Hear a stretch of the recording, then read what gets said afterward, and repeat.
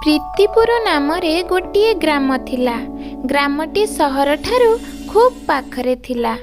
सेही प्रीतिपुर रे गोटे बणिया घर थिला। से बणियाटी साधारण मनीष नथिला।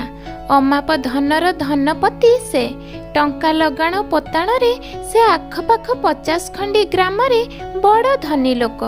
आजिकाली जा पाखरे धन अछि ताकू मनुष्य माने कहंती से ही वेदज्ञानी महाज्ञानी।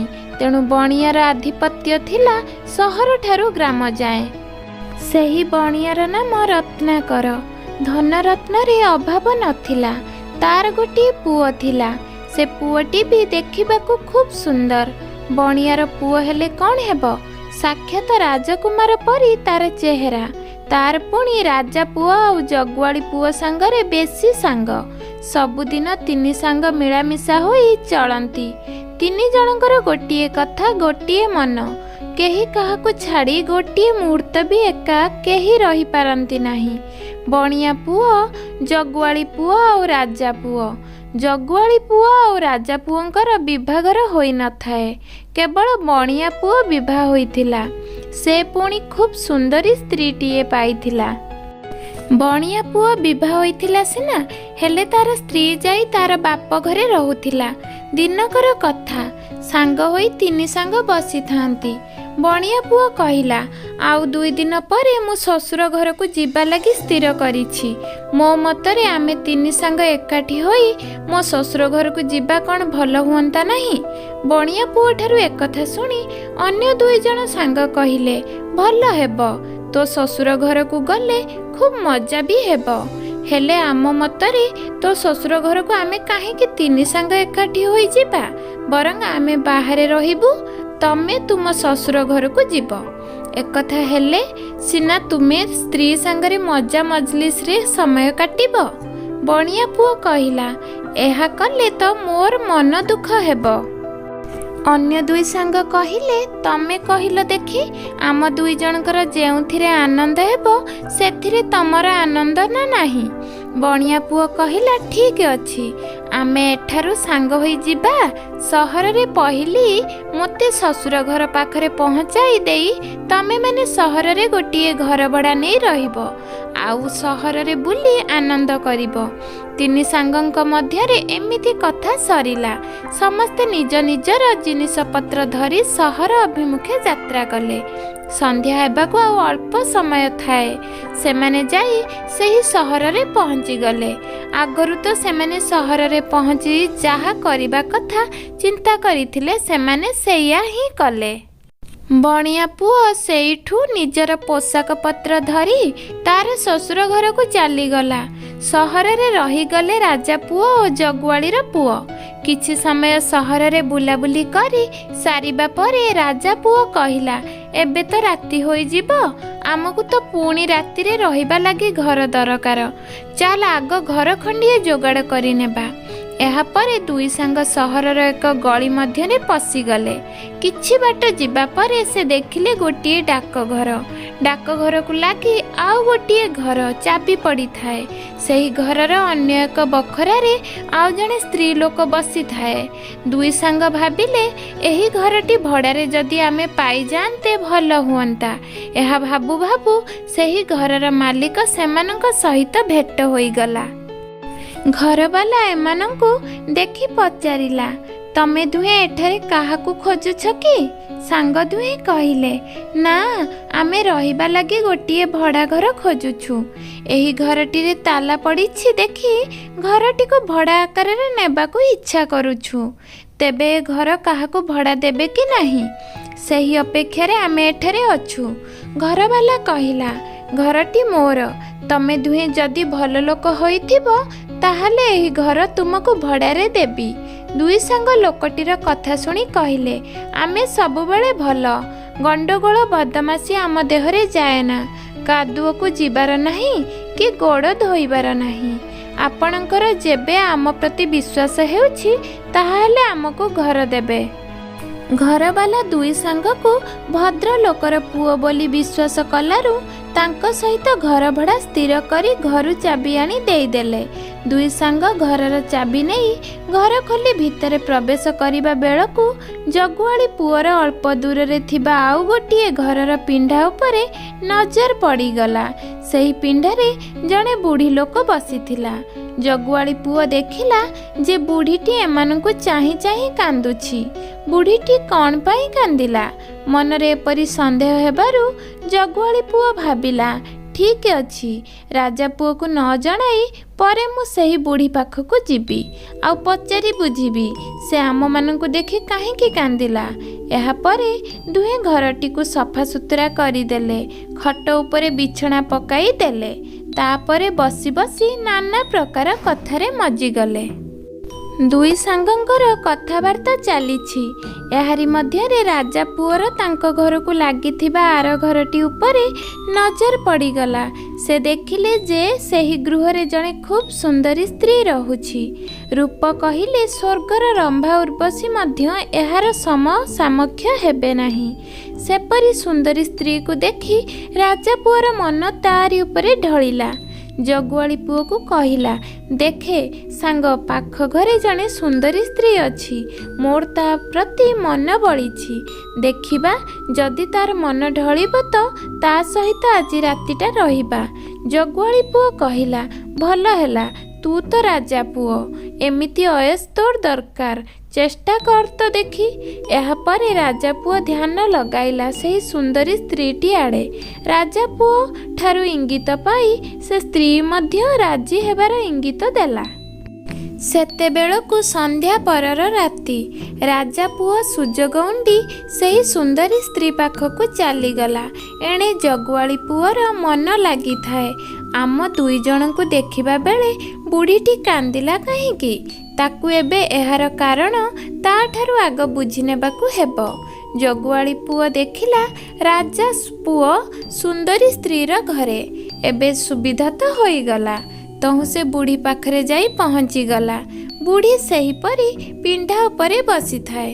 ଦୁଇ ସାଙ୍ଗଙ୍କ ମଧ୍ୟରୁ ସେ ଯେତେବେଳେ ତା ପାଖରେ ଜଣଙ୍କୁ ଦେଖିଲା, ସେ ଆଉ କ୍ରୋଧ ସମ୍ଭାଳି ପାରିଲା ନାହିଁ। କାରଣ ସେ ଯାହା ଆଗରୁ ସନ୍ଦେହ କରୁଥିଲା, ବର୍ତ୍ତମାନ ତାହା ହିଁ ହେଲା। ସତକୁ ସତ ୟାଙ୍କ ମଧ୍ୟରୁ ଜଣିଏ ସେ ସ୍ତ୍ରୀ ପାଖକୁ ଯାଇ ସାରିଲାଣି। ସତରେ କ'ଣ ସେ ଆଉ ଭଲରେ ଫେରିବ? ଆଜି ଯାଏଁ ତ ଯାହାକୁ ସେ ସୁନ୍ଦରୀ ସ୍ତ୍ରୀ ପାଖକୁ ଯିବା ଦେଖେ, ତାର ଫେରିବା ଦେଖିଲା ନାହିଁ। ଜିଅନ୍ତା ମଣିଷ ଯାଏ, ପୁଣି ମଲା ମଣିଷ ଫେରେ।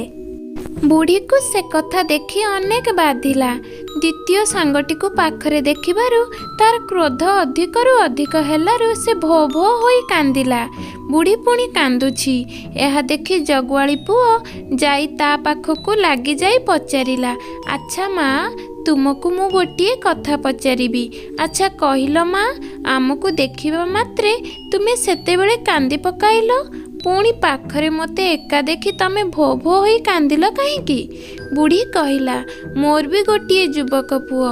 ମୋରି ଆଖି ଆଗରେ ସେ ଅଧା ବୟସରେ ମଲା। ମୁଁ ଯେତେବେଳେ ଏକଥା ଜାଣିଲି, ସେହି ଦିନରୁ ସବୁବେଳେ ଏଇ ପିଣ୍ଡାରେ ବସୁଛି। ଆଗ ଯେ ମୋ ପାଖକୁ ଆସୁଛି, ତାକୁ ମୁଁ ପ୍ରଥମେ ସତର୍କ କରାଇ ଦେଇଥାଏ। ଯିଏ ମୋ କଥା ମାନେ ସେ ଏଠାରୁ ବଞ୍ଚିକି ଯାଏ, ଯିଏ ନ ମାନେ ତାର ମଲା ସଢ଼ା ମୁର୍ଦାର ଯାଏ ଏଠାରୁ। ବୁଢ଼ୀର ପାଟିରେ ବାଟୁଳି ବାଜୁନାହିଁ। ଏକାଥରକେ ଏତେ ଗୁଡ଼ାଏ କଥା ସେ କହିଗଲାଣି। ତାହା ହେଲେ ଏଥିରେ ସତ ଘଟଣା କ'ଣ? ଜଗୁଆଳି ପୁଅ ବୁଢ଼ୀର କଥା ଅଟକାଇ ପଚାରିଲା, ମାଉସୀ, ମୁଁ ତୁମକୁ ଗୋଟିଏ କଥା ପଚାରିବି। ତମେ କଥା ଲୁଚାଇବ ନାହିଁ, ମୋତେ ସବୁ ସତ କଥା କହିବ। ବୁଢ଼ୀ କହିଲା, କ'ଣ ଆଉ ପଚାରିବୁ ପୁଅ, ପଚାରେ। ଜଗୁଆଳି ପୁଅ ଯାହା ମନ ମଧ୍ୟରେ ଭାବି ଭାବି ଯାଇଥିଲା, ସେହି କଥା ପଚାରିଲା। ସତ କହିବ, ଆମେ ଆସିବା ବେଳେ ତମେ କାନ୍ଦିଲ, ଆଉ ମୁଁ ପୁଣି ତମ ପାଖକୁ ଆସିବା ବେଳେ ବି ତାଠାରୁ ଅଧିକା କାହିଁକି କାନ୍ଦିଲ? ବୁଢ଼ୀ କହିଲା, ତୋ କଥାରେ ଆଉ ଉତ୍ତର ଦେଇ ଲାଭ କ'ଣ? କଥା ତ ସରିଗଲାଣି। ଏବେ ଆଉ କଥାଟି କହିଦେଲେ ଲାଭ ତ କିଛି ହେବ ନାହିଁ। କିରେ ଆଜି ରାତିକ ସିନା ତୋର ସାଙ୍ଗଟି ରାତ୍ରି ସାରା ମଜା କରିବ, ହେଲେ ସକାଳୁ ସେ ମୁର୍ଦାର ହୋଇ ସେ ଘରୁ ବାହାରିବ। ବୁଢ଼ୀ କଥା ଶୁଣି ଜଗୁଆଳି ପୁଅ ଆଶ୍ଚର୍ଯ୍ୟ ହୋଇଗଲା। ମୁଖରେ ତାର ଭୟର ଆଶଙ୍କା ଦେଖାଗଲା। ସେ ପୁଣି ବୁଢ଼ୀକୁ ପଚାରିଲା, କ'ଣ ହୋଇଛି? ତମେ ମୋତେ ସତ କରି କୁହ। ବୁଢ଼ୀ କହିଲା, ଏହି କଥା ପୁଅ ଆଗରୁ କହିଥିଲେ କେତେ ଭଲ ହୋଇଥାନ୍ତା। ଏବେ କହିଦେଲେ ତୁ କ'ଣ କରିବୁ? ହାତରୁ ତ ବାଡ଼ି ଖସିଗଲାଣି। ଜଗୁଆଳି ପୁଅ କହିଲା, ତମେ ଏପରି କ'ଣ କହୁଛ? ତମ କଥାର ସଠିକ୍ କାରଣ ତ ମୁଁ ଜାଣିପାରୁନାହିଁ। କଥାଟାକୁ ଆଉ ଡେରି ନ କରି ଖୋଲି କରି କୁହ, ମୋତେ ଜାଣିବାକୁ ହେବ। ବୁଢ଼ୀ କହିଲା, ଶୁଣୁ ତାହେଲେ, ତୋର ସାଙ୍ଗ ଯେଉଁ ସ୍ତ୍ରୀ ଲୋକ ପାଖରେ ଅଛି ସେ ଗୋଟିଏ ବେଶ୍ୟା। ରୂପରେ ସୁନ୍ଦରୀ ହୋଇଥିବାରୁ ତାର ଦୃଷ୍ଟି ଯାହା ଉପରେ ପଡ଼େ ସେ ନିଶ୍ଚୟ ତା ପାଖକୁ ଯାଏ, ଖୁବ୍ ଆନନ୍ଦ ମଉଜ କରେ। ରାତି ଅଧା ବେଳକୁ ସେ ଆଉ ଜୀବନରେ ନଥାଏ। ଜଗୁଆଳି ପୁଅ ପଚାରିଲା, କାହିଁକି ମା? ବୁଢ଼ୀ କହିଲା, ସେ ବେଶ୍ୟାର ପେଟ ଭିତରେ ଗୋଟିଏ ନାଗ ଅଛି। ଯେତେବେଳେ ପରପୁରୁଷମାନେ ଯାଇ ତା ସାଥିରେ ଲୀଳା କରନ୍ତି, ନାଗ ସାପଟି ସେତିକି ବେଳେ ବେଶ୍ୟାର ପେଟରୁ ବାହାରକୁ ବାହାରି ଆସି ଚକା କରି ବାରଣ୍ଡାରେ ଖେଳେ। ଏମିତି ଖେଳୁ ଖେଳୁ ସୁବିଧା ଉଣ୍ଡି ଯାଇ ସେହି ପୁରୁଷକୁ ଦଂଶନ କରେ। ସେପରି ନାଗ ଯାହାକୁ ଦଂଶନ କରେ ସେ ଆଉ ବଞ୍ଚିପାରେ ନା। ତୋର ସାଙ୍ଗର ବି ସେଇ ଅବସ୍ଥା ହେବ। ସମସ୍ତଙ୍କ ପରି ରାତିରେ ଆଜି ସେ ମଜା କରିବ। ସକାଳ ହେଲେ ମୁର୍ଦାର ହୋଇ ସେ ଘରୁ ପଦାକୁ ଆସିବ। ବୁଢ଼ୀଠାରୁ ଏକଥା ଶୁଣିବା ମାତ୍ରେ ଜଗୁଆଳି ପୁଅର ମନ ଅଥୟ ହେଲା। ସେ ଆଉ ବୁଢ଼ୀ ପାଖରେ ରହିବ କ'ଣ? ସଙ୍ଗେ ସଙ୍ଗେ ଘରକୁ ଯାଇ ତରବାରୀଟି ଧରି ରାଜା ପୁଅ ଓ ବେଶ୍ୟାର ଅଜଣାରେ ବେଶ୍ୟାର ଘର ଭିତରେ ପଶିଯାଇ ଗୋପନରେ ଲୁଚି କରି ବସିଲା। ସତକୁ ସତ ବୁଢ଼ୀର କହିବା ସତ ଦେଖିଲା ଜଗୁଆଳି ପୁଅ। ସେ ଯେତେବେଳେ ସାପଟିକୁ ବେଶ୍ୟା ପେଟରୁ ବାହାରି ଆସି ମାଟି ଉପରେ ଖେଳିବାର ଦେଖିଲା, ଆଉ କାଳ ବିଳମ୍ବ ନ କରି ସାପଟିକୁ ତରବାରୀରେ ହାଣି 3 ଖଣ୍ଡ କରିଦେଲା। ତାପରେ କଟା ସାପକୁ ଏକାଠି କରି ସାଙ୍ଗରେ ନେଇଥିବା ଜାଲଟିକୁ ତା ଉପରେ ଢାଙ୍କି ଦେଇ ପୁଣି ଧୀରେ ଧୀରେ ସେ ଘରୁ ବାହାରି ଆସିଲା। ଜଗୁଆଳି ପୁଅର ମନରୁ ମସ୍ତ ବଡ଼ ଚିନ୍ତା ଓହ୍ଲାଇଗଲା। ମନ ତାର ସ୍ଥିର ହେବାରୁ ଭାବିଲା, ଏକା ଏକା ସେ ଘରେ ଶୋଇବ କ'ଣ? ଏଥର ଯାଉଛି ସହର ଆଡ଼େ, ସେ ସହର ଦେଖିବ। ଏଥୁ ଅନ୍ତେ ଜଗୁଆଳି ପୁଅ ସହର ବୁଲିବାକୁ ଚାଲିଲା। ତାର ଯିବା ବାଟରେ ସେ ଗୋଟିଏ ଅତି ରୂପବତୀ ସୁନ୍ଦରୀ ସ୍ତ୍ରୀକୁ ଦେଖିଲା। ସେ ଭାବିଲା କି ସତେ କ'ଣ ସ୍ୱର୍ଗରୁ କେହି ଅପୂର୍ବ ରୂପସୀ ଦେବକନ୍ୟା ମର୍ତ୍ତ୍ୟକୁ ବୁଲି ଆସିଛନ୍ତି। ସ୍ତ୍ରୀଟିର ବେଶଭୂଷା ଦେଖି ଜଗୁଆଳି ପୁଅର ମନ ବଦଳିଗଲା। ସେ କ'ଣ କଲା ନା ସେହି ସ୍ତ୍ରୀର ପଛେ ପଛେ ଚାଲିଲା। ସେ ସ୍ତ୍ରୀ ଯୁଆଡ଼େ ଗଲା ଜଗୁଆଳି ପୁଅ ମଧ୍ୟ ସେହି ଦିଗରେ ଗଲା। ଏମିତି କିଛି ସମୟ ଅତିବାହିତ ହେବା ମଧ୍ୟରେ ସ୍ତ୍ରୀଟି ସହରର ଶେଷ ଭାଗ ଶେଷ କରି ଗୋଟିଏ ମଶାଣିରେ ପହଞ୍ଚିଗଲା। ଜଗୁଆଳି ପୁଅ ତାର ପଛେ ପଛେ ଯାଉଥିଲା। ଏ ସ୍ତ୍ରୀ ଲୋକଟା ତାର ମନରେ ବି ଭୟ ନାହିଁ। ଏକା ଏକା ପୁଣି ଏପରି ଏକ ମଶାଣିକୁ ଆସିଛି କାହିଁକି? ଏପରି କଥା ଭାବୁ ଭାବୁ ଜଗୁଆଳି ପୁଅ ଦେଖିଲା ଯେ ଖଣ୍ଡେ ଦୂରରେ ଜଣେ ସନ୍ନ୍ୟାସୀ ମଶାଣିରେ ଆସନ କରି ବସିଥିଲେ। ସେ ଯେତେବେଳେ ଏହି ସ୍ତ୍ରୀକୁ ଦେଖିଲେ ସଙ୍ଗେ ସଙ୍ଗେ ଆସନ ଭାଙ୍ଗି ଦାନ୍ତ କଡ଼ମଡ଼ କରି ସ୍ତ୍ରୀ ପାଖକୁ ଧାଇଁ ଆସି କହିଲେ, ଆଲୋ ଦୁରାଚାରୀ, ଏତେବେଳେ ଯାଏଁ ତୁ କେଉଁଠି ଥିଲୁ? ମୁଁ ତୋତେ ଚାହିଁ ବସିଛି। ସ୍ତ୍ରୀ ଲୋକଟି ସନ୍ନ୍ୟାସୀର ନାଲି ଆଖିକୁ ପୁଣି ତାର ଯେଉଁ ରଡ଼ି ଦେଖି ଛାନିଆ ହୋଇଯାଇ କହିଲା, ମୋ ଉପରେ ତମେ ରାଗିଲେ ବା ମୁଁ କ'ଣ କରିଥାନ୍ତି? ମୁଁ ପରା କଥା ବଳଦ ପରି ଗୋଟିଏ ସ୍ୱାମୀ ଖୁଣ୍ଟରେ ବନ୍ଧା ହୋଇଛି। ବନ୍ଧନ ଖୋଲିବାର ସୁବିଧା ପାଇଲେ ସିନା ମୁଁ ସେ ବନ୍ଧନ ଖୋଲି ତୁମ ପାଖକୁ ପଳାଇ ଆସିବି। ଆଜି ଘରକୁ ମୋର ସ୍ୱାମୀ ଆସିଛନ୍ତି, ସେଥିଲାଗି ଘର କାମରେ ମୋର ଆଜି ଅଧିକ ସମୟ ଥିଲା। ଏତେ ବ୍ୟସ୍ତ ମଧ୍ୟରେ ସେଥିରୁ ସମୟ ବାହାର କରି ତ ମୁଁ ଆସିଲି। ଯାହା ହେଉ ଆସିବି ଆସିବି ବୋଲି ମୁଁ ଯେଉଁ ବ୍ୟସ୍ତ ହେଉଥିଲି ସେ ବ୍ୟସ୍ତତା ଗଲା। ଏବେ ତମ ପାଖକୁ ଆସିଲି। ମୋର ତୁମକୁ ଅନୁରୋଧ ଯେ ଯାହା ତ ହେବାର ହୋଇଗଲାଣି, ତମେ ଏବେ ରାଗ ଶାନ୍ତ କର। ସନ୍ନ୍ୟାସୀ ଜଣଙ୍କର ଯାହା ରାଗ ଶାନ୍ତ ହୋଇଥାନ୍ତା, ଯେ ଯେତେବେଳେ ତାର ସ୍ୱାମୀଙ୍କର ଆସିବା କଥା ଜାଣିଲା ତାହା ଜାଣି ଆହୁରି ରାଗ ବଢ଼ିଗଲା। ସେ ଆଉ ଶାନ୍ତ ହେବ କ'ଣ, ବରଂ କ୍ରୋଧରେ ପାଚିଗଲା। ସନ୍ନ୍ୟାସୀ ଆଉ କ୍ରୋଧ ସମ୍ଭାଳି ନ ପାରି ସଙ୍ଗେ ସଙ୍ଗେ ଯାଇ ସେହି ସ୍ତ୍ରୀ ଲୋକଟିର ନାକକୁ କାମୁଡ଼ି ଦେଇ ପୁଳାଏ ଉଠାଇ ନେଲା। ସେତେବେଳେ ସ୍ତ୍ରୀ ଲୋକଟି ନିଜର କଲାକର୍ମର ଫଳ ଭୋଗିଲା। ସେ ଖାଲି ଭୋ ଭୋ ହୋଇ ଉଚ୍ଚ ସ୍ୱରରେ କାନ୍ଦି କାନ୍ଦି ଶ୍ମଶାନ ଛାଡ଼ି ସହର ଆଡ଼କୁ ଧାଇଁବାକୁ ଲାଗିଲା। ଜଗୁଆଳି ପୁଅ ଏକଥା ଜାଣି ସଙ୍ଗେ ସଙ୍ଗେ ତାର ତରବାରିରେ ନୃଶଂସ ସନ୍ନ୍ୟାସୀର ଗଣ୍ଡିରୁ ମୁଣ୍ଡଟାକୁ ଅଲଗା କରିଦେଲା। ଆଉ ତାକୁ ନେଇ ଗୋଟିଏ ବୁଦାମୂଳେ ଲୁଚାଇ ଦେଇ ସେ ସ୍ଥାନ ପରିତ୍ୟାଗ କରି ଚାଲି ଆସିଲା। ରାତ୍ରିଟି ଅଧା ହୋଇଛି, ରାତି ପାହିବ କେତେବେଳେ ତାହା କିନ୍ତୁ ଜଗୁଆଳି ପୁଅକୁ ଜଣା ନାହିଁ। ତେଣେ ସାରା ରାତି ରାଜା ପୁଅ ତ ବେଶ୍ୟା ଘରେ ଆନନ୍ଦରେ ଥିବ, ଆଉ ବଣିଆ ପୁଅ ତ ଶ୍ୱଶୁର ଘରେ ନିଜର ସ୍ତ୍ରୀକୁ ବହୁଦିନ ହେଲା ଦେଖିନଥିଲା। ତାକୁ ଦେଖି ତ ସେ ଖୁବ୍ ମଜା କରୁଥିବ। ହେଲେ ଏକଲା ସେ ଘରଟାକୁ ଯାଇ କ'ଣ କରିବ? ବରଂ ଏମିତି ବୁଲି ବୁଲି ରାତି ପାହିଯାଉ, ଏହା ଭାବି ଜଗୁଆଳି ପୁଅ ନିଜର ତରବାରି ଧରି ପୁଣି ଆଗକୁ ଚାଲିଲା। ଏମିତି ଯାଉ ଯାଉ ଜଗୁଆଳି ପୁଅ ଯାଇ କିଛି ଦୂରରେ ଥିବା ଏକ ପୁରୁଣା ମନ୍ଦିର ପାଖରେ ପହଞ୍ଚିଲା। ମନ୍ଦିର ଚତୁଃପାର୍ଶ୍ୱରେ ବୃକ୍ଷଗୁଡ଼ିକ ଏପରି ରହିଛି ଯେ ସେହି ବୃକ୍ଷମାନଙ୍କ ଲାଗି ମନ୍ଦିର ଅଧିକ ଅନ୍ଧାର ଦେଖାଯାଉଥିଲା। ଜଗୁଆଳି ପୁଅ ଯାଇ ମନ୍ଦିର ପାଖରେ ପହଞ୍ଚିଛି କି ନାହିଁ, ହଠାତ୍ ତା କାନକୁ କାହାରି କଥାବାର୍ତ୍ତା ହେବା ଶୁଭିଲା। ଏତେ ରାତ୍ରିରେ ପୁଣି ଏହି ମନ୍ଦିର ମଧ୍ୟରେ କେତେ ଜଣ ଏକାଠି ହୋଇ କ'ଣ କରୁଛନ୍ତି? ସେହି ସନ୍ଦେହରେ ଜଗୁଆଳି ପୁଅ ପାଦ ଚାପି ଚାପି ଯାଇ ମନ୍ଦିର ପାଖରେ ଥିବା ଗୋଟିଏ ଘଞ୍ଚ ବୃକ୍ଷ ଥିବା ସ୍ଥାନରେ ବସିଯାଇ ସେମାନଙ୍କ କଥା ଶୁଣିଲା। ସେମାନେ 4 ଜଣ ଚୋର ଥିଲେ। ସେହି ରାତ୍ରିରେ ସେମାନେ ଚୋରି କରିବା ଲାଗି ସିଦ୍ଧାନ୍ତ କରୁଥିଲେ। ସେମାନଙ୍କ ମଧ୍ୟରୁ ପ୍ରଥମ ଚୋରଟି କହିଲା, ଆଜି ଯଦି ଥୋଡ଼ାଏ ଟଙ୍କା ସୁନା ରୂପା ମୁଁ ପାଇଯିବି, ତାହେଲେ ଠାକୁରାଣୀଙ୍କ ପୂଜା ଲାଗି ଶୁଣ୍ଢି ଦୋକାନକୁ ପୂରାପୂରି ଖାଲି କରିଦେବି। ପ୍ରଥମ ଚୋରଠାରୁ ଏକଥା ଶୁଣି ଦ୍ୱିତୀୟ ଚୋରଟି କହିଲା, ଭଗବାନ କରନ୍ତୁ ମୋ ହାତରେ ଆଜି ଥୋଡ଼ାଏ ଧନରତ୍ନ ପଡ଼ିଗଲେ ନା, କାଲି ସକାଳୁ ବ୍ରାହ୍ମଣ ଗୋଟାଏ ଡାକି ତାକୁ ପୂର୍ଣ୍ଣ ଗ୍ରାସ ଭୋଜନ ସହିତ ଦକ୍ଷିଣା ଦେଇ ଖୁବ୍ ଖୁସିରେ ବିଦା କରିଦେବି। ଏ 2 ଚୋରଙ୍କ ମୁଖରୁ ଏକଥା ଶୁଣିବା ମାତ୍ରେ ତୃତୀୟ ଚୋର କହିଲା, ମୁଁ ଯଦି 4 ଦିନ ତଳେ ଯେପରି ଅମାପ ଧନ ପାଇଗଲି, ଆଜି ଯଦି ସେହିପରି ପୁଳାଏ ପାଇଯିବି ନା, ତାହେଲେ ଆସନ୍ତାକାଲି ସକାଳ ହେବା ମାତ୍ରେ ମାଳି ଘରର ସବୁ ଫୁଲଧଣ୍ଡା ବୋହି ଆଣି ଠାକୁରାଣୀଙ୍କ ଗଳାରେ ଲମ୍ବାଇ ଦେବି। ଏହିପରି ଭାବରେ 3 ଚୋରଙ୍କର କଳ୍ପନା ଜଳ୍ପନା ସରିବା ମାତ୍ରେ ଚତୁର୍ଥ ଚୋର ଶେଷକୁ ଥିଲା ଯେ ସେ କହିଲା, ଆରେ ତୁମ କଥା ତ ସରିଲା, ଏବେ ମୋ କଥା ଶୁଣ।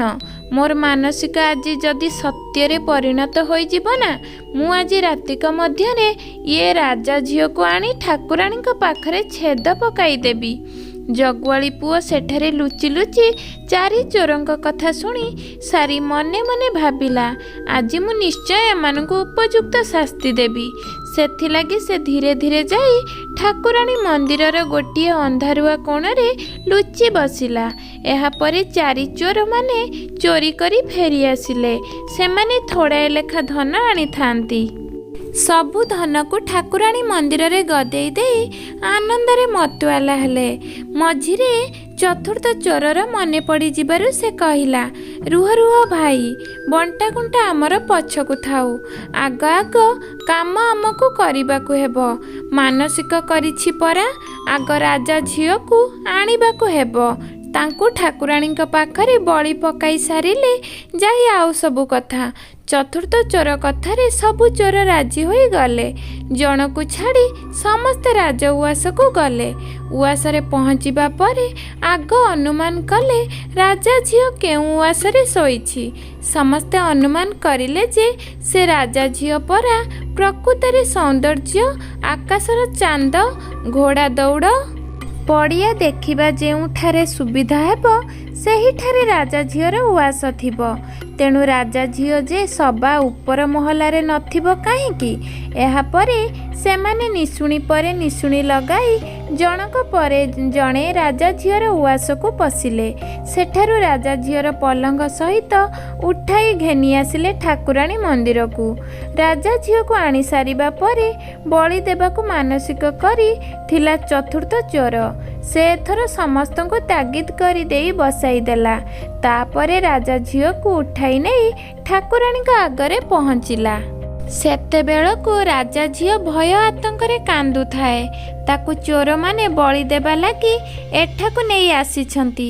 ଏଠାରେ ରାଜା ଝିଅର ତ ସାହା ଭରସା କେହି ନାହାନ୍ତି।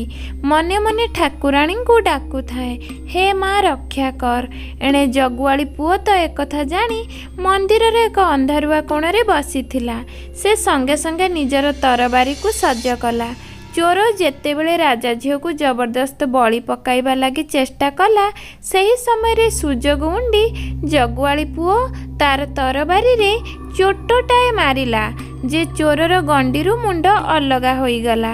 ଚୋର ତ ମରିଗଲା। ସେଠାରେ ପୁଣି ଆଉ 3 ଜଣ ଚୋର ଅଛନ୍ତି। ସେମାନଙ୍କୁ ଖତମ ନ କରିବା ଯାଏଁ ଜଗୁଆଳି ପୁଅକୁ ବିପଦ।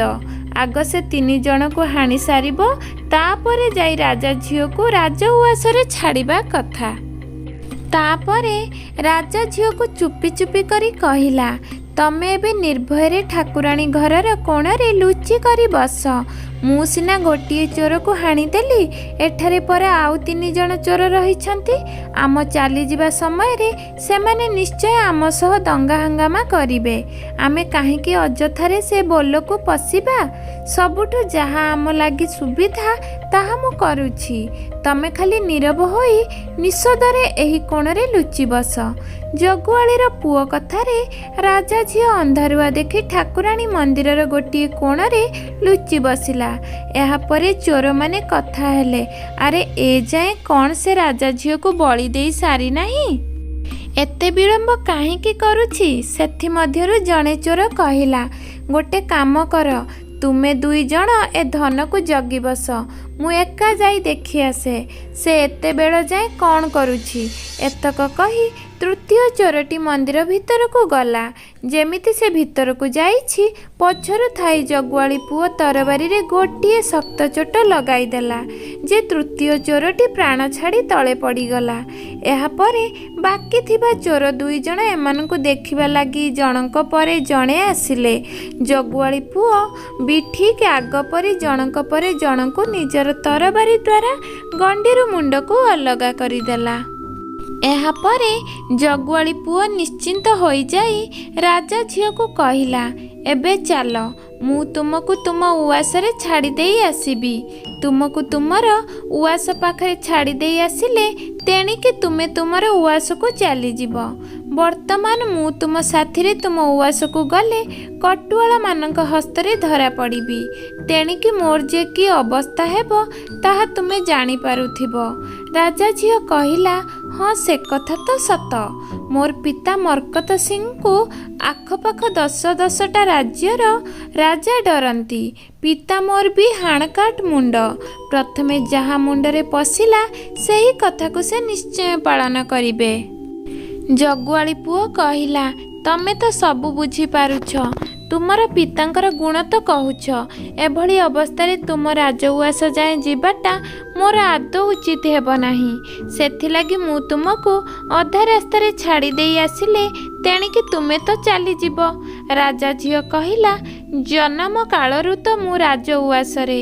ବାହାରର ସୂର୍ଯ୍ୟ ତ ମୁଁ ଦେଖିଲି ନାହିଁ। ପୁଣି ଅନ୍ଧାର ରାତି। ଏତେ ରାତିରେ ଏକା ଏକା ମୁଁ ଝିଅ ପିଲାଟି ଯିବି କିପରି କହୁନା? ଏତେ ବଡ଼ ବିପଦରୁ ତମେ ମୋତେ ବଞ୍ଚାଇ ଲାଭ କ'ଣ? ଏକା ଗଲେ ଯଦି ମୁଁ ଆଉ ଥରେ ବିପଦରେ ପଡ଼ିବି, ତାହେଲେ ସେଠାରେ ପୁଣି ମୋତେ ବଞ୍ଚାଇବ କିଏ? ସେଥିପାଇଁ କହୁଛି ତୁମେ ମୋତେ ନଅରରେ ନେଇ ଛାଡ଼ି ଦେଇ ଆସ। ରାଜା ଝିଅର କଥାରେ ଜଗୁଆଳି ପୁଅ ରାଜି ହେଲା। ରାଜା ଝିଅକୁ ନେଇ ନଅର ପାଖରେ ପହଞ୍ଚାଇ ଦେଇ କହିଲା, ଏବେ ଯାଅ। ରାଜା ଝିଅ କହିଲା, ତମେ ତ ମୋତେ ନଅର ପଛରେ ଛାଡ଼ୁଛ। ନିଶୁଣି ଦେଇ ମୋତେ ମୋ ଉଆସକୁ ଯିବାକୁ ହେବ। ହେଲେ ମୋତେ ତ ନିଶୁଣି ଚଢ଼ି ଆସିବ ନାହିଁ। ନିଶୁଣି ପରେ ନିଶୁଣି ଚଢ଼ୁ ଚଢ଼ୁ ଯଦି ମୋ ଦେହ ଥରିଲା, ମୁଁ ହାତ ଛାଡ଼ି ଦେଇ ତଳେ ପଡ଼ି ମରିଯିବି। ଏତେ ବାଟ ଆସିଲ, ହେଲେ ମୋତେ ଉଆସରେ କିପରି ପହଞ୍ଚିବି ତାର ବ୍ୟବସ୍ଥା କରିଦିଅ। ଏଥର ରାଜା ଝିଅ କଥା ଶୁଣି ଜଗୁଆଳି ପୁଅ ନାଚାର ହୋଇ ପଡ଼ିଲା। ତାକୁ ପୁଣି ଉଆସରେ ଛାଡ଼ିବାକୁ ହେବ। ହଣା ମୁହଁରୁ ଉଦ୍ଧାର କଲି। ତେବେ ଶେଷ କଥାତକ ଦେଖିବା, କରିଦେବା। ଏହାପରେ ରାଜା ଝିଅକୁ ଜଗୁଆଳି ପୁଅ କହିଲା, ତୁମେ ମୋ କାନ୍ଧରେ ବସ। ମୁଁ ନିଶୁଣି ଚଢ଼ି ତୁମକୁ ତୁମ ଉଆସରେ ଛାଡ଼ିଦେବି। ମନେ ମନେ ରାଜା ଝିଅ ଭାବିଲା, ଏଥର ଏ ଜଗୁଆଳି ପୁଅ ମୋର ବୋଲ ମାନିଲା। ଏହା ଭାବି ସେ ଜଗୁଆଳି ପୁଅର କାନ୍ଧରେ ବସିଲା। ଜଗୁଆଳି ପୁଅ ଖୁବ୍ ସାହସର ସହିତ ରାଜା ଝିଅକୁ ନେଇ ଉଆସରେ ପହଞ୍ଚାଇ ଦେଲା। ରାଜା ଝିଅର ଶୋଇବା ଲାଗି ରତ୍ନ ପଲଙ୍କ ପଡ଼ିଛି, ଶଙ୍ଖ ମଲମଲ କପଡ଼ାର ଗଦି। ରାଜା ଝିଅ କହିଲା, ଏତେ ଶୀଘ୍ର ତମେ ଚାଲିଯିବ? ତମେ ପରା ଏତେ କଷ୍ଟ କରି ମୋର ଜୀବନ ବଞ୍ଚାଇଲ। ତମର ଏଠାରେ ଡରିବାର କିଛି ନାହିଁ। ମୋ ଉଆସ ଭିତରକୁ ଆସିବାକୁ ହେଲେ ଚାରିଟା ଦ୍ୱାର ରହିଛି। ପ୍ରତି ଦ୍ୱାରରେ ଜଗୁଆଳିମାନେ ଜଗିଛନ୍ତି। ରାଜା ଆସିଲେ ବି ମୋର ଆଦେଶ ଆଗ ମାଗିବେ, ତାପରେ ଯାଇ ମୋ ଉଆସକୁ ଆସିବେ। ତମେ ନିର୍ଭୟର ସହିତ ମୋର ଏହି ପଲଙ୍କରେ ବସ। ମୁଁ ତୁମ ଲାଗି କ୍ଷୀର ଗ୍ଲାସଟିଏ ଆଣି ଦେଉଛି। ତମେ ତାହା ପିଇ ସାରିଲେ ଆରାମରେ ଏଠାରୁ ଚାଲିଯିବ। ରାଜା ଝିଅର ଏକଥା ଶୁଣି ଜଗୁଆଳି ପୁଅ କହିଲା, ରାତିଟାରେ ମୁଁ ଭଲ ହେଲା ମୁଁ ତୁମକୁ ପହଞ୍ଚାଇ ଦେଲି। ସେସବୁ ଚର୍ଚ୍ଚା ପଛକୁ ଥାଉ। ତମେ ମୋତେ ଏଥରକ ବିଦାୟ ଦିଅ। ଜଗୁଆଳି ପୁଅଠାରୁ ଏକଥା ଶୁଣି ରାଜା ଝିଅ ମୁରୁକି ମୁରୁକି ହସିଲା। ମନେ ମନେ ଭାବିଲା, ଇଏ ରାଜାଘର କଥା ତ କାଳେ ବିପଦଟା ଆସିଯିବ। ନାଇଁ, ସେମିତି କିଛି ହେବ ନାହିଁ। ୟାଙ୍କ ପରି ଗୋଟିଏ ଭେଣ୍ଡିଆ ଟୋକାକୁ ମୁଁ ଯେତେବେଳେ ଏକଲା ପାଇଛି, ଏତେ ସହଜରେ ଛାଡ଼ିଦେବି? ଏହା ଭାବି ଭାବି ସେ ଆସି ଜଗୁଆଳି ପୁଅର ଦୁଇ ହାତକୁ ଛନ୍ଦି ଦେଇ ଝୁଙ୍କି ପଡ଼ିଲା। ଜଗୁଆଳି ପୁଅ କହିଲା, ଦେଖ ରାଜକୁମାରୀ, ଏସବୁ ଅନ୍ୟାୟ କଥା। ମୋ ଦ୍ୱାରା ଏହା ଅସମ୍ଭବ। ରାଜା ଝିଅ କହିଲା, ତମେ ତ ଏଯାବତ୍ ବିବାହ କରିନାହଁ। ମୋ ପରି ସୁନ୍ଦରୀ ଝିଅକୁ ତମେ ଯେତେବେଳେ ଏତେ ବଡ଼ ବିପଦରୁ ବଞ୍ଚାଇ ଆଣି ଏଠାରେ ପହଞ୍ଚାଇଲ, ଏହି କଥା ଯେବେ ମୁଁ ମୋର ପିତାଙ୍କ ଆଗରେ କହିବି ନା, ପିତା ମୋର ତୁମ ଉପରେ ବହୁତ ଖୁସି ହୋଇଯିବେ। ମୁଁ ଯଦି ପିତାଙ୍କୁ କହିବି ୟାଙ୍କ ସାଙ୍ଗରେ ମୋର ବିବାହ କରିଦିଅ, ପିତା ମୋର ସଙ୍ଗେ ସଙ୍ଗେ ରାଜନଅରରେ ବିବାହଘରର ଆୟୋଜନ କରାଇଦେବେ। ରାଜା ଝିଅ ଏହା କହି ଜଗୁଆଳି ପୁଅକୁ ଟାଣି ନେଇ ପଲଙ୍କ ଉପରେ ପକାଇ ଦେଇ ନିଜ ଆଡ଼କୁ ଭିଡ଼ି ନେଇ କହିଲା, ଭାଗ୍ୟରେ ଥିଲେ ତୁମ ପରି ଯୁବକର ସ୍ତ୍ରୀ ହୁଅନ୍ତି ଏହି ରାଜଜେମାମାନେ। ଆଉ ମଧ୍ୟ ଯେଉଁ ଫୁଲଟିକୁ ତୁମେ ଦଳା ଚକଟାରୁ ସାଉଁଟି ଆଣି ତାକୁ ଉପଯୁକ୍ତ ସମ୍ମାନ ଦେଇ ପୂର୍ବୋକ୍ତ ସ୍ଥାନରେ ପହଞ୍ଚାଇ ଦେଲ, ସେ ଫୁଲ ଯଦି ଚାହେଁ ତୁମରି ଗଳାରେ ଗଳାମାଳି ପରି ମରିବା ଯାଏଁ ଲାଗି ରହିବ। ତମେ କ'ଣ ରାଜା ଝିଅର ଏପରି ଅନୁରୋଧକୁ ସମ୍ମାନ ଦେଇ ରକ୍ଷା କରିପାରିବ ନାହିଁ? ଜଗୁଆଳି ପୁଅ କହିଲା, ନା ରାଜଜେମା, ନା। ଏଭଳି ଅପ୍ରାସଙ୍ଗିକ କଥା ମୋତେ ଆଦୌ ଭଲ ଲାଗେ ନାହିଁ। ମୁଁ ମୋର ଧର୍ମକୁ ସାକ୍ଷୀ ଦେଇ ତୁମକୁ ରକ୍ଷା କରିଛି। ଜଣେ ପୁରୁଷ ହିସାବରେ ମୁଁ ମୋର କର୍ତ୍ତବ୍ୟ କରିଛି। ଏବେ ମୋତେ ଯିବାକୁ ଦିଅ। ରାଜା ଝିଅ କହିଲା, ନା, ମୁଁ ତୁମକୁ ପାଇଛି ଯେତେବେଳେ କଦାପି ଛାଡ଼ି ଦେଇ ପାରିବି ନାହିଁ। ତୁମକୁ ମୋ ରାଣ, ତୁମେ ମୋତେ ତୁମର କୋଳକୁ ନେଇ ଗୋଟିଏ ଚୁମ୍ବନ ଦିଅ। ତୁମର ଅଙ୍ଗ ସହିତ ମୋ ଅଙ୍ଗର ଯେତେବେଳେ ମିଳନ ହୋଇଛି, ସେତେବେଳଠାରୁ ମୁଁ ତୁମର ସ୍ତ୍ରୀ ସେବାର ପଣ ବି କରିସାରିଛି। ଦିଅ ନା, ମୋ ମୁଣ୍ଡରେ ଗୋଟିଏ ଚୁମ୍ବନ ଦିଅ ନା। ରାଜା ଝିଅ ଏପରି ଅଳି କରି ଜଗୁଆଳି ପୁଅକୁ ପୁଣି ଥରେ ପଲଙ୍କ ଉପରକୁ ଭିଡ଼ି ନେଇ ମୁଣ୍ଡରେ ତାର ଚୁମା ଦେବାକୁ ଲାଗିଲା। ଜୋର କରି ଭିଡ଼ି ନେଇ ପଲଙ୍କ ଉପରେ ଶୋଇବାକୁ ଚେଷ୍ଟା କରିବା ସମୟରେ ଜଗୁଆଳି ପୁଅ ଖୁବ୍ ବିରକ୍ତ ହୋଇ ଯାଇ ରାଜା ଝିଅକୁ ଠେଲି ଦେଇ ପୁଣି ସେହି ନିଶୁଣି ଦେଇ ପଳାଇ ଯିବାକୁ ନିଶୁଣିରେ ଓହ୍ଲାଇ ଯିବାକୁ ଲାଗିଲା। ଅଧା ନିଶୁଣିରେ ପହଞ୍ଚିବା ବେଳକୁ ରାଜା ଝିଅ ସେପରି ଅନ୍ୟାୟକୁ ସହ୍ୟ କରି ନ ପାରି ସଙ୍ଗେ ସଙ୍ଗେ ଚିତ୍କାର କରିଲା, ଚୋର ଚୋର! ମୋ ଉଆସକୁ ଏହି ଚୋର ଆସିଥିଲା, ତାକୁ ଧର ଧର। राजा झीर चित्कार शुणी संगे संगे नगरे जेते कटुआला थिले समस्ते अस्त्रशस्त्र सज्जित होई धाई आसिले। सेतेबेलकु जगुआली पुओ भाबुछि जे ए संसार रे आउ धर्म नाही, भल करू करू मोर अपराध हैला, एबे ही राजा झील लागी मते मंद फल भोगिबाकु हेबो। एमिति भाबी भाबी जेतेबेले निशुणीर शेष फळीरे ओह्लाई पळाई जिबाकु चेष्टा करे, सेतेबेले कटुआल माने जगुआली पुओकु घेरी जाई बांधी पकाइले। कटुआल मानंकु चित्कार करी जेते सत कथा कहिले मध्य कटुआल माने ता कथा सुनिले नाही। जगुआली पुओ को नहीं हाजत रे पुराई देले। राति पाहिलारु ता पर दिन जगुआली पुओ को घोषारी घोषारी राजांकर कचेरी को नहीं गले। एहा परे सुआ कहिला, सारिलो एक कथा एहिठारे रहिला। जगुआली पुओ कचेरी गला। सेठारे राजा ता पाई की दंड भिआइबे ताहा पछरे देखिबा। आमे एथर जिबा राजा पुओ पाखकु। राजा पुओ राति सारा बेसिया पाखरे थिला। से सेठारे कौन कला? सारी कहिला, कहून एबे तो तमे तमर पुरुष जाति को बाउंस लगाई टेकिबारे लागिछ। कुह एथर राजा पुओ सही राति रे बेसिया पाखरे थाई कौन कला? सुआ कहिला, राजा पुओ बेसिया पाखरे रात्रिटी मजारे बिताई देबो बोली सोईथिला। बेसिया सहित रंग करू करू राजा पुओ को निद होई जाइथिला। सकाळु राजा पुओर निद भांगी गला। आखि मळी मळी करी से भाबिला, देखिला रात्रिटा सारा मु एठारे रही गली। तेणे सांग जगुआली पुओ मते चाही चाही कौन करूथु। एही कथा भाबी राजा पुओ चाहिला बेश्या को किछि पुरस्कार देई ताठारु विदाय नेब। तेणु बेश्या को डाकिबा बेलकु राजा पुओ देखिला बेश्या भी राति अनिद्रा हेबा जोगरु घोर निदरे सोई जाइछि। जहा हेले भद्रता दृष्टिरु तो ताठारु विदाय नेबाकु हेबो। सेथिलागी राजा पुओ बेश्यार देहरे हाथ मारी उठाई देबाकु चेष्टा करिबा बेलकु से जानी पारिला जे बेश्या मरी काठ होई जाइछि। सेतेबेले राजा पुओ करिबो कौन? मुंडकु तार बुद्धि आसु नाही। बोका परी ठिया होइछि। सेही बेश्यार आउ जणे धरा बंधा पुरुष थिला। सकाळ हेलारु से पुरुष बेश्या पाखकु आसिला। सिए आसी देखे तो राजा पुओ ठिया होइछि। खट उपरे बेश्या मरी पड़िछि। बेश्यार गोड़ हाथ फुली गलानी। ता देखी ता पुरुष खूब जोरे कांदिबाकु आरंभ करिदेला। से पुरुष कांदिबारु बेश्यार मरिथिबा कथा प्रगट होईगला। संगे संगे बेश्या घरे लागिगला मेला। सहर सारा लोक सेठाकु धाई आसिले। सत्य जेपरी गोटाए मेलार लोक सेठारे जमी गले। काहींकि ना सहरटा सारा लोकंक सहित से बेश्यार जनाशुना थिला। सेमाने आरक्षी को खबर देले। आरक्षी सदल बळे आसी सेठारे पहुँची जाई बेश्या मरिबार तदंत आरंभ करिदेला। आरक्षी आग राजा पुओ को पचारिला। राजा पुओ ठारू जमान बंधी नेला। राजा पुओ थरी थरी कहिला, मोर एथिरे किछि हेले दोष नाही। केवल एतिकी कहिबी रातिरे दुहे मजा कलु। तापरे साथी होई सोई पड़िलु। सकाळ हेलारु मु उठी बसिली। मु जेतेबेले बेश्या को उठाए देखिली बेश्या मरी पड़िछि। एहा व्यतीत मते आउ किछि जणा नाही। आरक्षी राजा पुओ ठारू जमान बंधी नेई सारिबा परे आउ किछि चारा नथिला। रातिरे बेश्या पाखरे राजा पुओ ही थिला। राजा पुओ सत कहिला कि मिछ कहिला से कथा किपरि विश्वास करिवो। तेणु न्याय दृष्टिरु आरक्षी राजा पुओ हस्तरे कड़ी पकाई हाजत को नहीं गला। एहा परे सुआ कहिला, सारिलो राजा पुओ कथा एठी थाउ।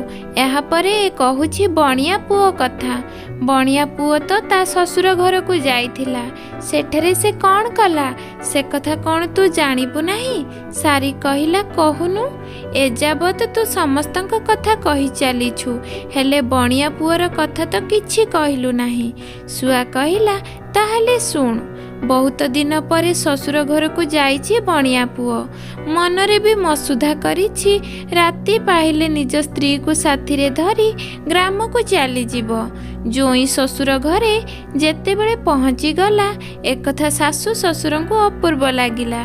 दिने नाही काले नाही गम्हा पुनेई दिन माई अकाल बाबाजी सकाळे देखा परी कथाटा लागिला। आगरू केते डकेई डकेई जोई पुणी आसीबाकू तर पाउ नथिले। केजाणी अनेक दिन परे जोईंकर शशुर घर आउ निजर तिरिला कथा मने पड़िला। जहा हेउ बहुत दिन परे जोई आसीछंती। सासु ससुरंक मनरे जे कि आनंद से कथा सही माँ गंगे जानती। सेथिलागि जोई लागी 9 तिअण 6 भजा करागला। जोई को आग खाइबा पीबा को देई सारिबा परे परिवारर अन्य समस्ते खाइले। खिया पिया सरिला। सासु ससुर खिया पिया सारी शोइले। बणिया झियो भी खाई सारी स्वामी शोइबा घर को गला। एमिति एमिति राति पाहिला। बेल को बेल खरा बढ़िला। झियो जोई से घरे एते बेले जाए गोटिए घरे कबाड़ दे शोइछंती उठु नाहंती काहेकि? एहार कारण हेउछि बणिया झियो लाज शरमरे बिछଣା छाड़ी आसी पारु नाही। तही कि जोई से गध परी शोइछंती से भी उठी पारु नाहंती। राति सारा बणिया झियर आखि को निद नाही। केवल जंत्रणा से छटपट हेउछि। नाकटा बिंधा छिटिका करुछि। दरजा खोलिबा मात्रे तो बापा मांक आखिरे आग एही कथा पड़िबो। सेमाने मते पचारिबे एबे कौन करिबी कौन कहिबी ना मते एथिलागि किछि गोटाए करिबाकू हेबो। आज स्वामी आसीथिले बोली बाबाजींक पाखकू जिबारे विलंब ହେଲା। सबु काम सारू सारू उछुर ହେଲା। पुणी काली सकाळु ये मते तांक घर को सांगरे नहीं जिबे। एकथा जदि बाबाजींक पाखरे न कहिबी से केते जे मन दुख करिबे। एते कथा भाबिला परे बाबाजींक पाखकू गली जे मो विलंब हेबा देखि से मो नाकरू पुळाए कामुड़ी छिंडाई देले। ए अलक्षण आसिला बोली एते कथा ହେଲା। एही स्वामींक लागी मोर नाक गला। ये जदि आसी न थांता ताहले मो नाक बा काहेके जाई थांता। ये हेउछि सब कथार मूल। ए जोगिनी खिया को मु सहजरे छाड़ीबी नाही। बाबाजी पाखकू जिबा कथा सुनी मो नामरे लोक अपवाद देबे। ताठारु भल हेबो ए अलक्षणा को सही कथारे फसेई देबा। सबु कथा यारी मुंडरे जीव। बणिया झियो एया भाबी खूब चित्कार करिबाकू लागिला। धाई आस हो धाई आस कही समस्तंकु चेताई देला। एणे निदरे शोइथिला बणिया पुओ। निज स्त्रींकर नाकर एपरी अवस्था देखि से आश्चर्य होई जाई कौन हैला कहूथिबा समय रे सेठारे बहुत लोक जमा होई गले। देखणा हारिए ताहा देखि अबाक होई गले। पचरा जिबारु झियो ज्वाइंक उपरे सबु दोष लदी देई केवल कांदिबाकू आरंभ कला। हेले बणिया पुओ तो ए विषय रे बिंदु विसर्ग जाने नहीं। से केवल काठ पुतुळीटी परी ठिया होई रही थाए। शशुर घरर लोक झियर एपरी दुर्दशा लागी ज्वाई को दायी करने सहित आरक्षी को खबर देले। किछि समय पर आरक्षी आसिला। बणिया पुओर काकुति मिनतीर कथा को से आदौ शुणिला नहीं। बणिया पुओ को बांधी नहीं आरक्षी बंदीशाला को नहीं गला। सुआ कहिला शुणिलु तो सारी मु तते जेउ जेउ कथा कहिली या परे जहा हैला मु तते सही कथा कहूची। राजांक कटुआल माने जगुआली पुओ को आउ आरक्षी राजा पुओ और बणिया पुओ को नहीं बंदीशाला रे पुराई देला। या परे समस्ते विचारालय रे हाजर हेले। बिना दोषरे सेमानंकु आरक्षी हाथ रे बंधा हेबा को पड़िला। तिनी को तिनी हे देखी तिनी सांग खाली भे भे होई कांदिले। हेले जगुआली पुओ से सबु पाई कौनसी मानसिक चिंता नथिला। से सब कथारे जाग्रत थिबा परी जना जाउथाए। से दिन हाजतरे थिबा समस्त अभियुक्त मानक मध्यरु प्रथमे बणिया पुओ को विचारपति जेरा कले। विचारपतिंकर कौनसी प्रश्नर उत्तर बणिया पुओ देई परिला नाही। तापरे विचारपति जगुआली पुओ को जेरा कले। जगुआली पुओ सचेतन अवस्था थिला। से संगे संगे विचारपति प्रश्नर उत्तर देबाकू सजग होईगला। से कहिला, मान्यवर, आमे 3 जण सांग गोटे स्थान एठाकू आसीथिलु। आमे बिना अपराधरे आज बंदीशाला को बंधा होई आसीछु। राजांक पुओ को इंगित करी कहिला, ये हेउछंती प्रीतिपुर राजांकर पुओ युवराज। मु हेउछि जगुआलींक पुओ। ए हेउछंती प्रीतिपुरर जणे धनिक बणियांकर पुओ। आमे थिलु 3 को 3 हे संगात।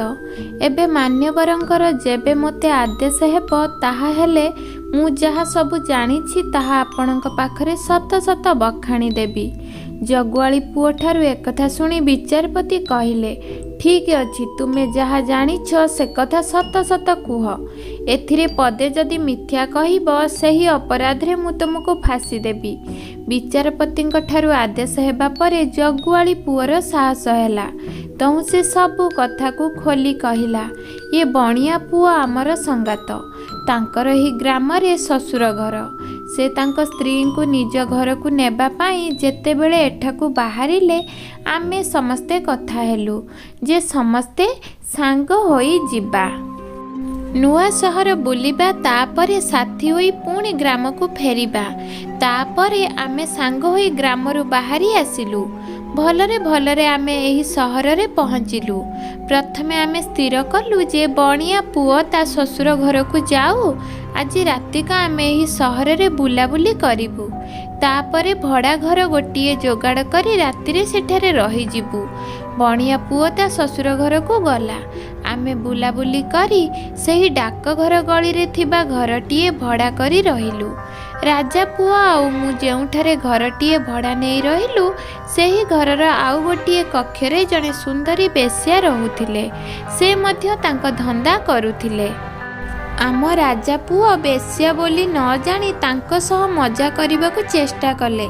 से तो बेश्या, से मध्य सहजरे राजा पुओ को निज आड़को आकर्षित करिनेला। एहा परे राजा पुओ गला बेश्या पाखकू। एहा परे मु आम रहुथिबा घरर पड़िशा घरर पिंढा उपरे बसिथिबा जणे बुढ़ी निकट को जाई पचारिली, आलो माँ सत कहिबू, आमे जेतेबेले एठारे घर भड़ा बुझी रहिलु सेतेबेले तू कांदिलु काहेकि? बुढ़ीटी मो ठारू एकथा सुनी भो भो होई कांदी पकाई कहिला, पुअरे मु एइठी थाई सबु देखुछि। एठारे जेउ बेश्या अछि से भारी सुंदर। से सहजरे समस्तंकु निज आड़कू टाणी नहीं पारे। जेउ पुरुष जनक रातिरे ता पाखकू जाती सकाळ हेले सही घरु से पुरुषर मुर्दार बाहर को आसे। तमे दुईटा आज तम 2 जनक मध्यरु जनक अवस्था तो सैया हेबो। मु परा माँ एकथा जानिबा परे दुखरे मो आखिरु लुह गड़ी गला। मु पचारिली काहेकि? बेश्या घर को जेउ पुरुष जाए से माने मरंती काहेकि? बुढ़ी कहिला, से बेश्यार पेट मध्यरे गोटिए विषधर साप रहिछि। जेउ पुरुष माने बेश्या पाखकू जाती तांकर मजा मौज आरंभ हेबा मात्रे बेश्यार पेट भितरु से सापटा बाहरी आसे। एकथा राजा पुओ को अजणा। मु देखिली बुढ़ीर कहिबा कथा सत्य हेला। बुढ़ीर कथारे जेबे बेश्यार पेट मध्यरु सापटा बाहरिला से सापटा काहेकि बा राजा पुओ को न मारिब? सेथिलागि मु मो तरबारी रे सेही सापटा को 2 खंड करी देली। तापरे सापर गंडी मुंड को मु मोर जाल रे घोड़ाई चाली आसिली। एथिरे राजा पुओंक की दोष हेला? जगुआली पुओर कथा सरिला। विचारपतिंक विचार रे बेश्यार पुरुष को एकथा पचारिबारु से सबु सत कथा विचारपतिंक सम्मुखरे कहिगला।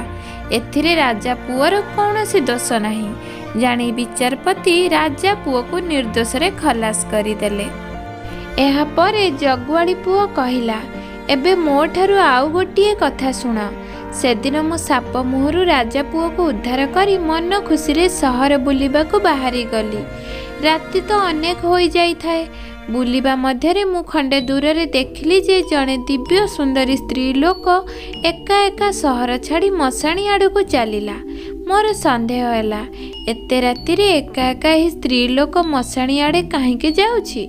मोर मनर सन्देह दूर करने आशारे मु से स्त्री लोकर पछे पछे चलिली। मु देखिली से स्त्री लोकटी मशाणीर शेष सीमा जाए गला।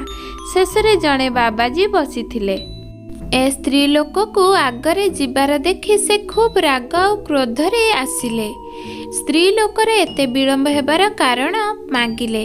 स्त्री लोकटी कहला, आज मोर स्वामी आसिछंती। समस्तंक कथा बुझी सुझी काम सारिबा बेलकु एमिति डेरी होईगला। मोर स्वामी सोई जिबा परे सुविधा देखि मते लुचि लुचि आसिबाकु हेला। स्त्री जनक प्रकृत सत्य कथा बाबाजी आगरे बखाणी सारिला। से जेतेबेले ता स्वामी का आसीबा कथा जानिला, बाबाजी आगठारु आहुरी अधिक रागिगला। संगे संगे स्त्री लोकर बाहु दुईटा को धरी पकाई से स्त्री लोकर नाकरु पुलाए कामुड़ी धरी चलीगला। एहा परे से स्त्री लोकटी कांदी कांदी पलाई आसिला। सेतेबेले जदिओ मु एकथा जानी पारि नथिली, एबे जानिली जे से स्त्री लोक हेउछि एही बणियार झियो आउ मो सांगर स्त्री। हेले एसबु कथा मते जाना नथिले मध्य एसबु दृश्य देखि बाबाजी उपरे मोर खूब राग हेबारु मु से बाबाजी को हाणी देई सारिबा परे एक जंगलिया बुदामूଳରେ लुचाई देई आसिली। मान्यवरंकर जेबे आज्ञा हेबो ताहा निश्चय आपनकु देखेई देई पारिबी। विचारपति संगे संगे लोकों को पठाई जगुआली पुओ कहूथिबा कथार सत्यासत्य बुझिबारु जणागला जे एक कथा सत्य। से स्त्री लोक को पचारिबारु से मध्य सबु सत्य कथा को सेठारे प्रकाश कला। एहा परे विचारपति बणिया पुओ को निर्दोष रे खलास करिदेले एवं से स्त्री लोक को फांसी आदेश देले। एहा परे विचारपति पचारिले, एबे तुम कथा कुह, तुमे काहेकि काली राति रे राजकन्या उआसरे पशिथिल। एथुअंते जगुआली पुओ कहिला, मान्यवर से दिन बाबाजीर मुंड काटी करी बसा को फेरुथिबा समय रे गोटी ठाकुराणी मंदिर पाखरे पहुंची गली। से स्थान खूब अंधार होइथिला।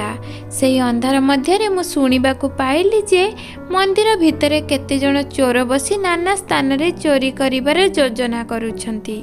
सेथिलागि चोरी करिबारे जेपरि तांको सफलता मिलिबो सेथिपई जण जण करी 4 जण मानसिक कले।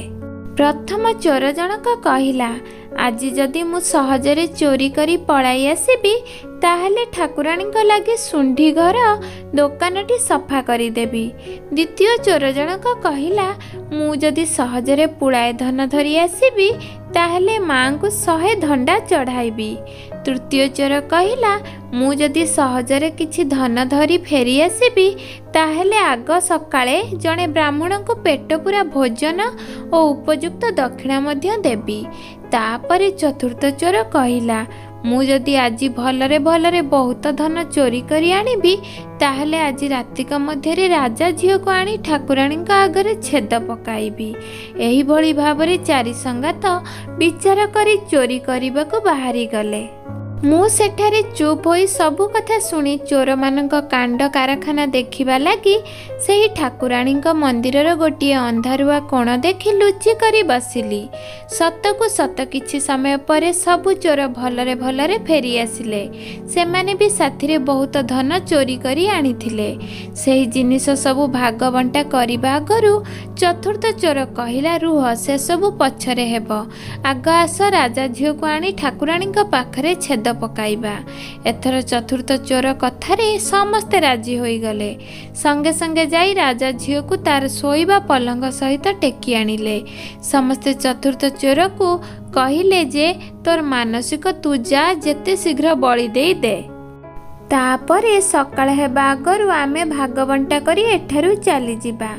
तापरे चतुर्थ चोर राजा झियो को टाणी टाणी आनिला ठाकुराणी आगकू।